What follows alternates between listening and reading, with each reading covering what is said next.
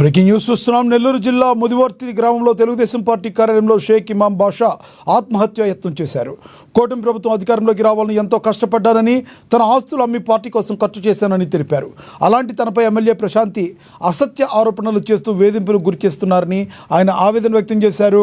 కోవూరు నియోజకవర్గాన్ని అవినీతి రహిత, వివాదరహిత కోవూరు నియోజకవర్గంగా మారుస్తానని చెప్పి ఆ మాటను ఎమ్మెల్యే ప్రశాంతి రెడ్డి తొంగలో తొక్కారని ఇమాం బాషా ఆరోపించారు.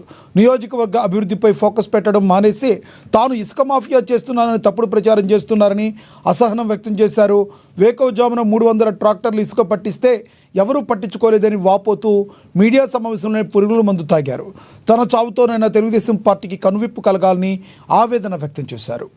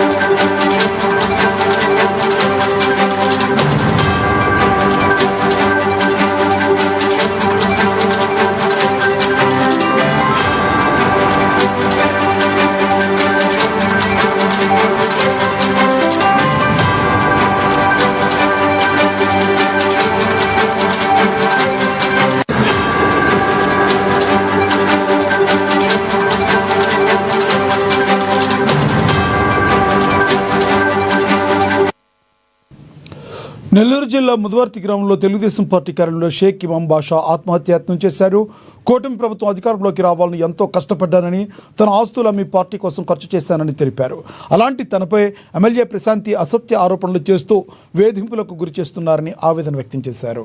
కోవూరు నియోజకవర్గాన్ని అవినీతి రహిత, వివాదరహిత కోవూరు నియోజకవర్గంగా మారుస్తానని చెప్పి ఆ మాటను ఎమ్మెల్యే ప్రశాంతి రెడ్డి తొంగలో తొక్కారని ఇమాం బాషా ఆరోపించారు.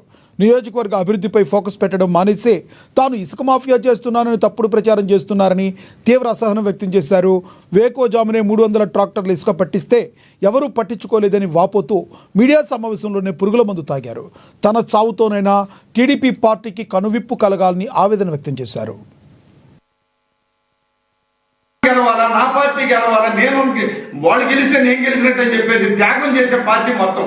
ఈరోజు నా బిడ్డల కళ్ళ కొట్టేసుకొచ్చి పార్టీకి పెట్టాను నేను. ఈరోజు మా వాడికి 70,000 రూపాయలు ఇస్తే దరిదాపు 40,000-45,000 రూపాయలు ఓన్లీ లోన్లు పోతున్నాయి. ఎందుకు పోతున్నాయి లోన్లకి? ఓన్లీ పార్టీ కోసం ఖర్చు పెట్టా. ఇక్కడ నా స్థలాలు ఉండే స్థలాలన్నీ మీటింగ్లు చేశాను నేను. కానీ ఎవరు గుర్తిస్తున్నారు? ఈరోజు అందరికి న్యాయం చేస్తాం, అందరికి న్యాయం చేస్తాం అంటున్నారు. న్యాయం చేస్తున్నారా? ఈరోజు ముదివర్తి గ్రామంలో 2021లో పంచాయతీ ఎలక్షన్స్ లో ఇక్కడ ఇమాం బాషా ఉన్నాడు, ఇక్కడ ఇంకొక ఆయన ఉన్నాడు. గెలిపించాం మేము.